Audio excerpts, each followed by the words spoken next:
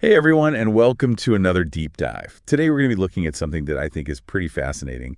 You know those weird blurry patches you sometimes see on Google Earth? Mhm. The ones that are like, they're almost like they're censored or something. Right. They're called black zones. And there are all these crazy theories about what they're hiding. So today we're going to be doing a deep dive into these Google Earth black zones. We'll be talking about the different theories about what they might be hiding, the psychology of conspiracy theories, and the enduring allure of these digital mysteries. Yeah, and what I think is really interesting about these black zones is how they kind of play on our natural desire to uncover secrets. Yeah, it's like a puzzle with missing pieces. Exactly, and our brains just can't resist trying to fill in those blanks. And when you combine that with, how easy it is to use Google Earth, Yeah, anyone can use it. it's really no wonder that these black zones have become breeding grounds for speculation. So let's get into some of the theories, shall we? What do you think is behind these black zones? Well, one of the most popular theories is that they're hiding military secrets. Ooh, like top secret bases or hidden bunkers? Right, exactly. Maybe even like a secret army of robot soldiers or something. Okay, that's getting a little sci-fi, but I Yeah. see where you're going with this. I mean, governments do have a history of keeping things under wraps. Oh, yeah, for sure. I mean, just look at Area 51. For decades, that place was shrouded in secrecy. People were convinced it was a hub for alien activity. And even now that the government's admitted that it exists, they're still really tight-lipped about what actually goes on there. Exactly, which just fuels the speculation even more. Right, so it's not a stretch to think that some of these black zones could be hiding other sensitive military sites. Right, and governments do have legitimate reasons to want to keep certain military installations hidden. I mean, they don't want just anyone knowing where their nuclear launch sites are or their top secret research facilities are. That makes sense. But do you really think that every blurry patch on Google Earth is a potential military hideout? I mean, some of those zones are pretty small, Yeah. like hardly big enough to park a tank, let alone conceal a whole base. Yeah. I mean, you're right. Not every black zone is going to be some top secret military facility. It's important to distinguish between plausible possibilities and pure speculation. Okay, so if not every black zone is a secret military base, what are some of the other explanations? Well, in some cases, the blurring might just be due to technical limitations. Satellite imagery isn't perfect, and sometimes the resolution just isn't good enough to show a clear picture. So they blur it out to avoid showing like a distorted image. Exactly. Sometimes it's just a matter of the technology not being quite there yet. Okay, that makes sense. But what about those areas where the imagery seems intentionally obscured? Well, another explanation that Google has given is data privacy. They sometimes blur out areas to protect the privacy of individuals. Well, that's interesting. So like maybe they're blurring out faces or license plates or even entire properties to prevent people from being identified. Right, exactly. And, when you think about it, Google Earth is an incredibly powerful tool, but it's important to make sure that it's not being used to invade people's privacy. I totally agree. So we've got technical limitations, privacy concerns. Are there any other explanations for these black zones? Or are we finally getting to the good stuff? You mean the aliens? You know it. I mean, every conversation about government secrets eventually leads back to little green men and flying saucers. But seriously, is there any truth to the theory that these black zones are hiding evidence of extraterrestrial life?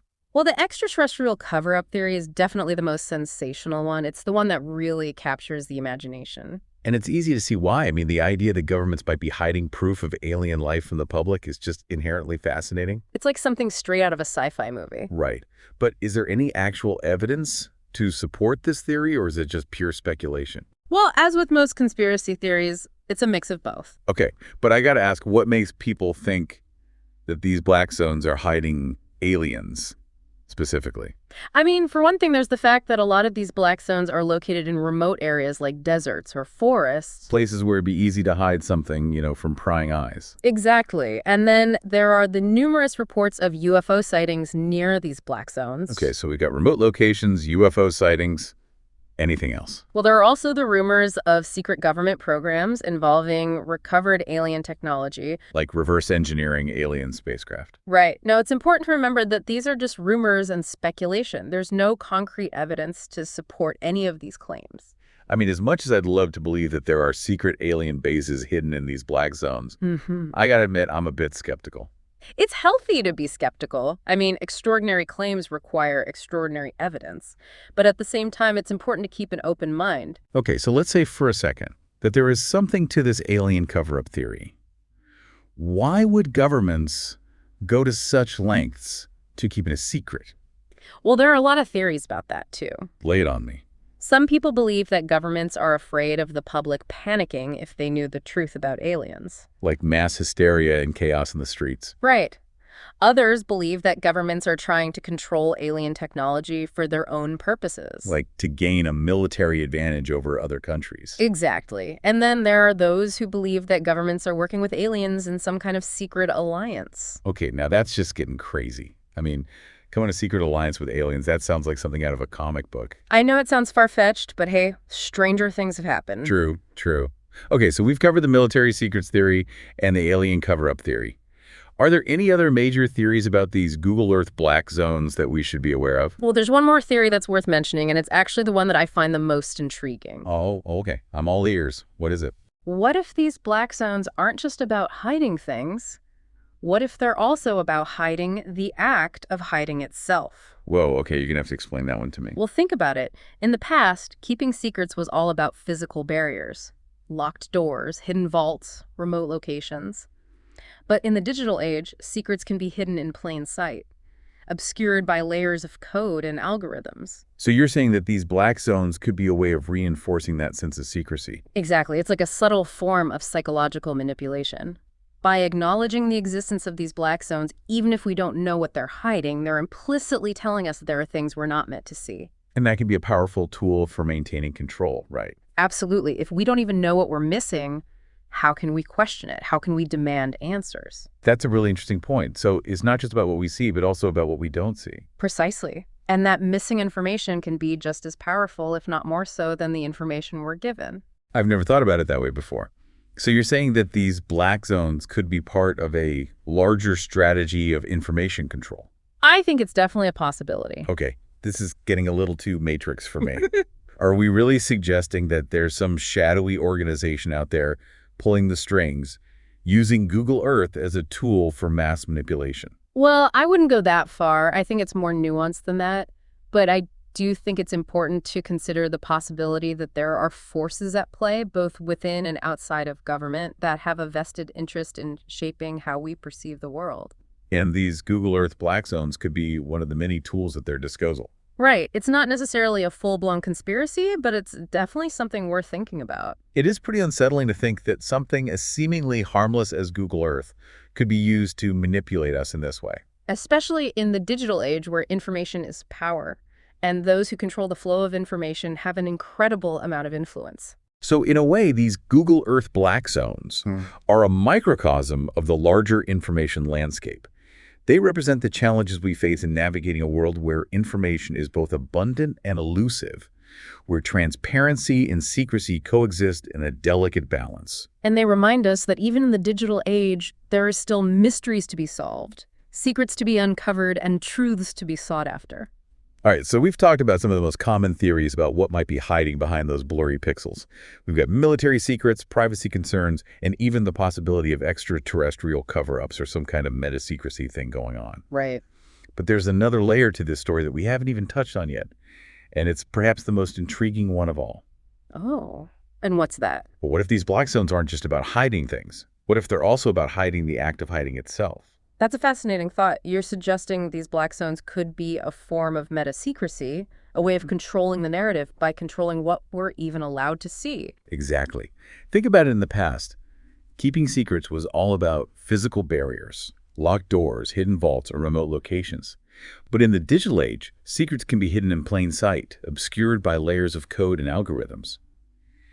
And these Google Earth black zones could be a way of reinforcing that sense of secrecy, of reminding us that there are still things in this world that are off limits, even in the seemingly all-seeing eye of the internet. It's like a subtle form of psychological manipulation almost. By acknowledging the existence of these black zones, even if we don't know what they're hiding, they're implicitly telling us that they're things we're not meant to see.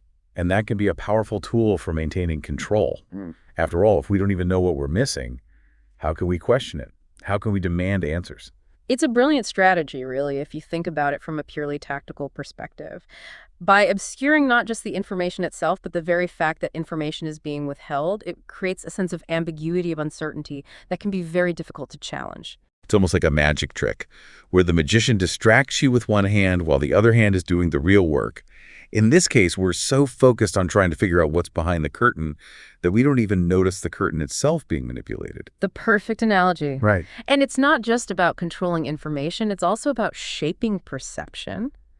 By selectively revealing certain pieces of information while keeping others hidden, it's possible to steer the narrative in a particular direction. So it's not just about what we see, it's also about what we don't see. Yeah. And that missing information can be just as powerful, if not more so, than the information we're given. Absolutely. It's like the old saying, the greatest trick the devil ever pulled was convincing the world he didn't exist. In this case, the trick could be convincing us that these black zones are nothing more than technical glitches or privacy measures, when in reality they could be part of a much larger and more insidious strategy of information control. Whoa, okay, I think we need to take a step back here. This is getting a little too Matrix for me. I mean, are we really suggesting that there's some shadowy organization pulling the strings, using Google Earth as a tool for mass manipulation? I wouldn't go that far. Okay. But I do think it's important to consider the possibility that there are forces at play both within and outside of government that have a vested interest in shaping how we perceive the world. Okay. And these Google Earth black zones could be one of the many tools at their disposal. Okay, so maybe not a full-blown conspiracy, but definitely something worth thinking about. After all, we live in a world where information is power, and those who control the flow of information have an incredible amount of influence. Precisely. And the digital age has only amplified this dynamic. With the rise of social media and the proliferation of online content, it's becoming increasingly difficult to discern fact from fiction, truth from propaganda. So in a way, these Google Earth black zones are a microcosm of the larger information landscape. They represent the challenges we face in navigating a world where information is both abundant and elusive, where transparency and secrecy coexist in a delicate balance. And they remind us that even in the digital age, there are still mysteries to be solved, secrets to be uncovered, and truths to be sought after. All right, so let's bring this back to the listener for a moment. What does all this mean for the average person who just wants to use Google Earth to explore the world, maybe plan a vacation or check out their old neighborhood? Should we be worried that we're being manipulated, that we're only seeing what someone wants us to see? I think the key takeaway here is to be aware. Okay. Be aware that information is rarely neutral, that there are always agendas at play, and that even something as seemingly innocuous as Google Earth can be used to shape our perceptions. So it's not about avoiding Google Earth altogether or becoming paranoid about every blurry patch we see. No, not at all. It's about using it with a critical eye, questioning what we see, and seeking out multiple sources of information to form our own conclusions. Exactly. And I think that's good advice, not just for navigating the digital world, but for navigating life in general. Right. Question everything, seek out diverse perspectives, and never stop exploring. Couldn't have said it better myself. Okay, so we've talked about the theories behind these black zones, the potential for manipulation, and the importance of critical thinking in the digital age. But let's get back to the heart of the matter, the actual black zones themselves. Are there any specific examples, any particular locations that really stand out as being particularly intriguing or mysterious? Oh, absolutely. There are quite a few black zones that have generated a lot of buzz in the conspiracy theory community. One that comes to mind is the so-called Isle of Jean Charles off the coast of Louisiana. What's so special about this island? Well, for starters, it's disappearing. Due to coastal erosion and rising sea levels, the island is slowly being swallowed by the Gulf of Mexico. And for years, the entire island was completely blacked out on Google Earth. Wait, the whole island? Why would they do that? That's the million-dollar question, isn't it? Some people believe it's because the island is home to a secret government research facility or a hidden military base. Others speculate that it's being used for some kind of environmental experiment and they don't want the public to know about. Okay, that's pretty intriguing. But why would they go to the trouble of blurring out the entire island? Wouldn't it be easier to just blur out the specific areas they want to keep hidden? That's a good point. And it's one of the things that makes this particular black zone so puzzling. Some people have suggested that the blurring is actually a way of drawing attention to the island, of making it seem even more mysterious and secretive than it actually is. You're saying it's like a reverse psychology kind of thing? Like, Uh-huh. hey, look over here, nothing to see. Definitely not hiding anything important. Exactly. It's a clever way to deflect attention while simultaneously fueling speculation. And it seems to be working. The Isle of Jean Charles has become a hotbed of conspiracy theories with people from all over the world trying to figure out what's really going on there. So have any of these theories been proven? Has anyone actually uncovered the truth behind the Isle of Jean Charles Black Zone? Unfortunately, no. Oh, The island remains shrouded in mystery, and the true reason for its obscuration on Google Earth is still unknown. But that hasn't stopped people from speculating. and that's part of what makes these black zones so fascinating, right? They're like blank canvases onto which we can project our hopes, fears, and imaginations. Precisely. They tap into our innate desire to make sense of the world around us, to find patterns and connections, and to uncover hidden truths. All right, so we've got this disappearing island blacked out on Google Earth, fueling all sorts of wild speculation. What other mysterious locations are out there that have caught the attention of conspiracy theorists? Well, another one that's particularly interesting is a remote region in Siberia known as the Potomsky Crater. Okay, I'm intrigued. What makes this crater so special? For starters, it's unlike any other crater on Earth. It's perfectly conical with a raised center mound, and it's made up of limestone blocks that seem to have been violently thrust upward from the ground. Sounds like something out of a science fiction movie. It does, doesn't it? And just like the Isle of Jean Charles, the Potomsky Crater was for a time completely blacked out on Google Earth. Okay, now I'm seeing a pattern here. Disappearing islands, mysterious craters, Google Earth black zones. It's starting to feel like we're on something. It's definitely intriguing. And the theories surrounding the Potomsky Crater are just as wild as those surrounding the Isle of Jean Charles. Some people believe it's the result of a meteor impact, while others speculate that it's a secret underground base, a volcanic vent, or even a landing site for an alien spacecraft. I'm sensing a theme here. It seems like whenever there's something we can't easily explain, aliens are always the go-to explanation. It's true. Extraterrestrial explanations tend to capture the imagination in a way that more mundane explanations simply can't. But what about the science? Has anyone actually investigated the Potomsky Crater? Yes, there have been several scientific expeditions to the crater over the years, but despite their best efforts, scientists have yet to come up with a definitive explanation for its formation. So the mystery continues. And with the Google Earth black zone now gone, it seems like the Potomsky Crater is destined to remain a source of speculation and intrigue for years to come. Indeed. And that's part of what makes these places so captivating. They remind us that despite all our technological advancements, there are still mysteries out there that we may never fully understand. All right, so we've got disappearing islands, mysterious craters, and now I'm starting to get a little nervous about looking at Google Earth myself. Yeah. What if I stumble across a black zone in my own backyard? Well, if you do, don't panic. It's probably just a technical glitch or a privacy measure.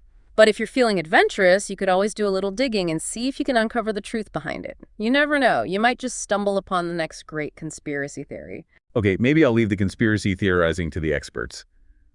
But you've definitely piqued my curiosity. I'm starting to see Google Earth in a whole new light, and I'm not sure if that's a good thing or a bad thing. I think it's a good thing. A little bit of mystery and intrigue can be a good thing. It keeps us on our toes, makes us question what we think we know, and reminds us that the world is full of surprises. All right, so we've explored some of the most intriguing Google Earth black zones, from disappearing islands to mysterious craters. But our deep dive isn't over yet. There's one more aspect to this topic that I think is particularly important to address, and it's something we hinted at earlier, the psychology of conspiracy theories. You know, it's fascinating to me how these Google Earth black zones, these seemingly random, blurry patches on a map, can tap into such deep-seated psychological needs. It's true. There's something about the unknown, the hidden, that just draws us in. It's like we're hardwired to look for patterns to connect the dots and to create narratives that help us make sense of the world around us. And when those narratives involve secrets, cover-ups, and conspiracies, it just adds an extra layer of intrigue and excitement. But why are we so drawn to these conspiracy theories? What is it about them that makes them so appealing, even when they seem far-fetched or even outlandish? Well, I think there are a few factors at play. Okay. First, conspiracy theories often offer a sense of order and control in a world that can feel chaotic and unpredictable. Hmm. They provide a framework for understanding complex events, and they give us a sense of agency by suggesting that we can uncover the truth even if it's being hidden from us. So it's a way of feeling like we're in the know, like we're not just passive consumers of information, but active participants in uncovering the hidden truths of the world. Exactly. Okay. It's empowering to feel like you're part of a select group who sees through the lies and deceptions of the mainstream narrative. And I imagine that feeling of belonging to a group, of being part of a shared belief system, can be especially appealing in a world that can feel increasingly isolating and disconnected. Absolutely. Conspiracy theories often create a sense of community among believers, a shared sense of purpose and understanding. They can provide a social outlet, a way to connect with like-minded individuals, and to feel like you're part of something bigger than yourself. But let's be honest, there's also a certain thrill that comes with believing in a good conspiracy theory, right? It's like you're living in your own personal spy movie where you're constantly on the lookout for clues and decoding secret messages. Oh, yeah, definitely. There's definitely an element of excitement and intrigue that comes with it. It's like you're playing a game, trying to solve a puzzle, and the stakes are high because you believe the truth is out there just waiting to be discovered. But here's the thing, and maybe this is where I'm showing my own bias, but sometimes it feels like these conspiracy theories can go too far. Yeah. They can become so convoluted, so divorced from reality, that they lose sight of the actual issues at hand. Yeah, I agree. It's important to maintain a healthy balance between skepticism and open-mindedness. While it's important to question the official narratives and to consider alternative perspectives, we also need to be critical of the information we consume and to be wary of falling down the rabbit hole of unfounded speculation. Because at the end of the day, we have to live in the real world with real problems that need real solutions. And getting caught up in elaborate conspiracy theories can sometimes distract us from addressing those problems effectively. Well said. It's important to remember that while conspiracy theories can be entertaining and thought-provoking, they shouldn't be a substitute for critical thinking, informed decision-making, and constructive action. So how do we navigate this complex landscape of information and misinformation? How do we separate fact from fiction, truth from speculation, and how do we avoid getting lost in the maze of conspiracy theories? I think it starts with developing strong critical thinking skills. We need to learn how to evaluate information from multiple sources, to identify biases and agendas, and to distinguish between evidence-based claims and unfounded speculation. So it's about becoming more discerning consumers of information, more aware of the ways in which we can be influenced and manipulated, and more confident in our ability to form our own conclusions based on the evidence at hand. Exactly. And it's also about being open to changing our minds when presented with new information or perspectives. It's about embracing the scientific method, the idea that knowledge is constantly evolving and that we should always be willing to question our assumptions and to revise our beliefs in light of new evidence. Okay, so we need to be more critical, more informed, and more open-minded. But what about these Google Earth black zones specifically? How should we approach them? Should we be trying to decipher their secrets, or should we just accept them as a curious quirk of the digital age? I think a healthy dose of curiosity is always a good thing. It's natural to be intrigued by the unknown, and there's no harm in exploring these black zones, in speculating about what they might be hiding and trying to uncover their secrets. But we should also remember that not every mystery needs to be solved. Right. Sometimes the beauty lies in the unknown, in the possibility that there are still things in this world that defy explanation. And who knows, maybe someday the truth behind these black zones will come to light. Maybe they'll turn out to be nothing more than mundane technical glitches or privacy measures. Or maybe. Or maybe they'll reveal something truly extraordinary, something that challenges our understanding of the world and ourselves. Well, until that day comes, I think we can all agree that Google Earth black zones will continue to be a source of fascination, speculation, and maybe even a little bit of healthy paranoia. Absolutely. And that's part of what makes them so intriguing. They're a reminder that even in the digital age where information is seemingly at our fingertips, there are still mysteries to be solved, secrets to be kept, and truths to be sought after. And on that note, I think it's time to wrap up our deep dive into the world of Google Earth black zones. We've explored the theories, the psychology, and the enduring allure of these digital mysteries. It's been a pleasure delving into this topic with you. Likewise. And I hope our conversation has inspired our listeners to continue questioning, exploring, and engaging with the world around them with a critical and curious mind. To our listeners, we encourage you to keep exploring those blurry patches on the map, to keep asking questions, and to never lose that sense of wonder and intrigue. Because who knows what secrets are still waiting to be uncovered in a vast and ever-evolving digital landscape. Thanks for joining us on this deep dive. Until next time. Yeah, it's like they're saying, hey, there's something here, but you're not allowed to see it. Right, and that just makes us want to see it even more. Exactly. It's like a forbidden fruit. It's human nature. Uh-huh. So, okay, we've got these black zones, these areas that are intentionally blurred out on Google Earth. But why go to all that trouble? I mean, wouldn't it be easier to just, not have the imagery at all? Why even acknowledge that there's something there to be hidden? Well, I think that's part of the point. It's about creating a sense of mystery, a sense of intrigue. It's about letting people know that there are still secrets out there, things that are beyond their reach. And that can be a very powerful tool for those in power. Absolutely. It allows them to control the narrative, to shape how people perceive the world. So it's not just about hiding specific information. Yeah. It's about hiding the very fact that information is being hidden. Exactly. It's about creating a culture of secrecy where people don't even think to question what they're not being told. It's kind of scary when you think about it. It is, and it's something that we should all be aware of. Okay, so let's bring this back to Google Earth. Are there any specific black zones that stand out as being particularly mysterious or intriguing? Oh yeah, there are a bunch. One that comes to mind is this place called the Isle of Jean Charles off the coast of Louisiana. Okay, what's so special about this island? Well, for starters, it's slowly disappearing.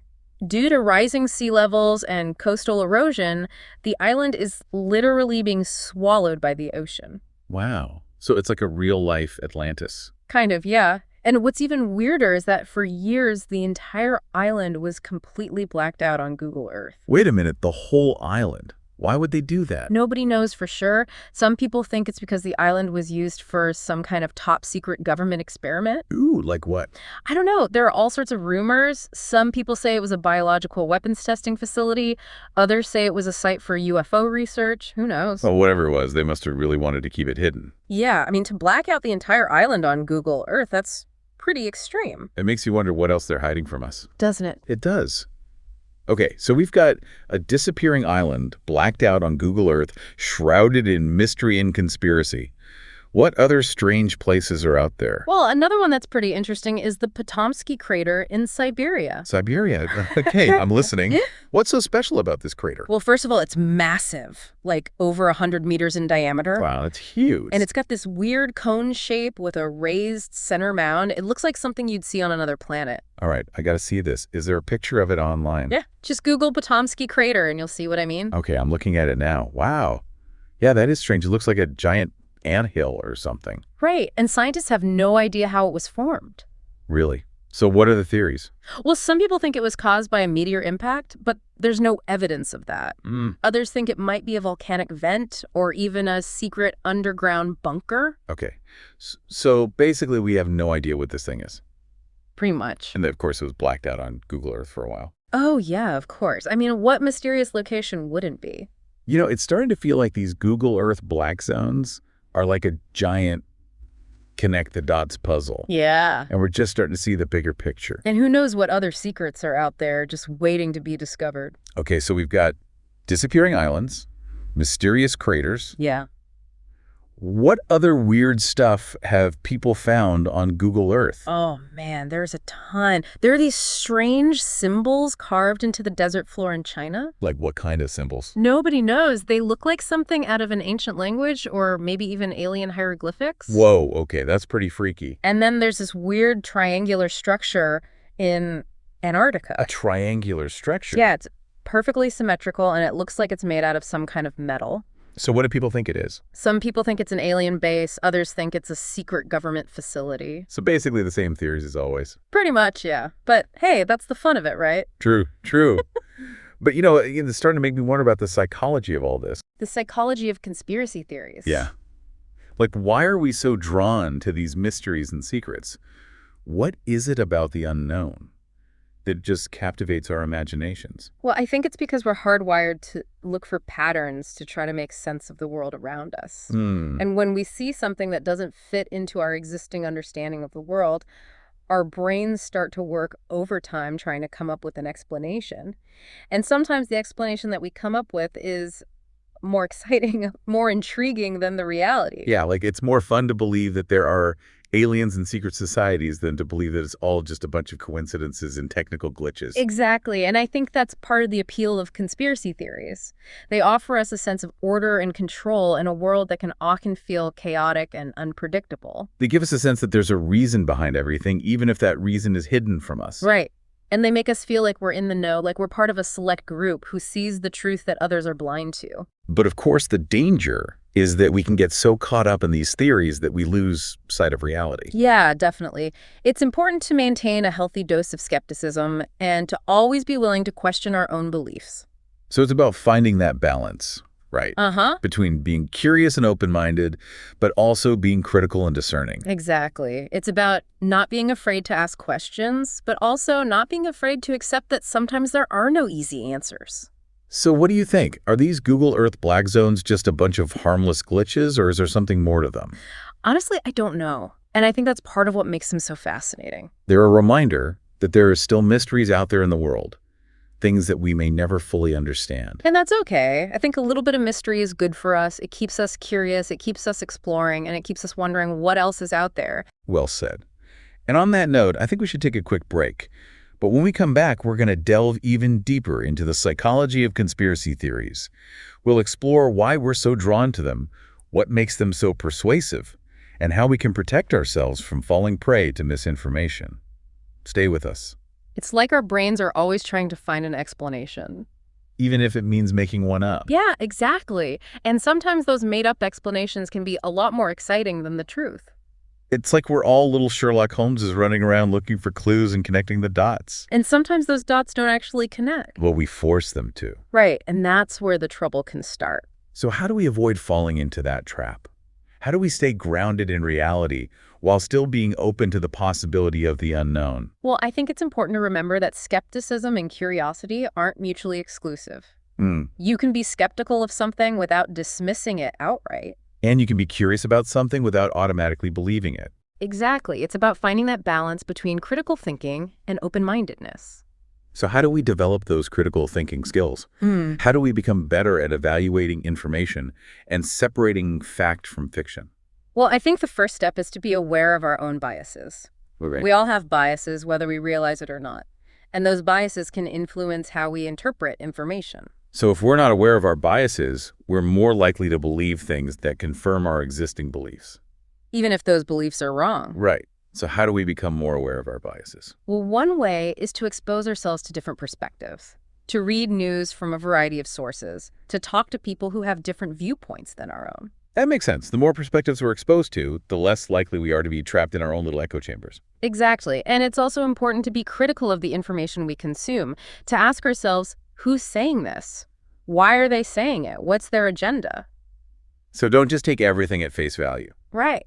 Do your own research. Look for evidence to support the claims being made. And if something sounds too good to be true, it probably is. Most likely. Remember, extraordinary claims require extraordinary evidence. So it's about being discerning consumers of information, taking everything with a grain of salt and not being afraid to ask questions. Absolutely. And it's also about being willing to change our minds when presented with new evidence. We should never be so set in our beliefs that we're unwilling to consider new information. Right. The best way to learn and grow is to be open to new ideas. I think that's a great note to end on. Be curious, be skeptical, be open-minded, and never stop exploring the world around you. I couldn't have said it better myself. Well, folks, that's all the time we have for today's deep dive into Google Earth black zones. We've covered a lot of ground, from the theories behind these mysterious locations to the psychology of conspiracy theories. Hopefully, we've given you some things to think about and maybe even inspired you to do some exploring of your own. It's been a pleasure chatting with you. Likewise. And to our listeners, thanks for joining us. Until next time, keep your eyes on the skies and your minds open to the possibilities.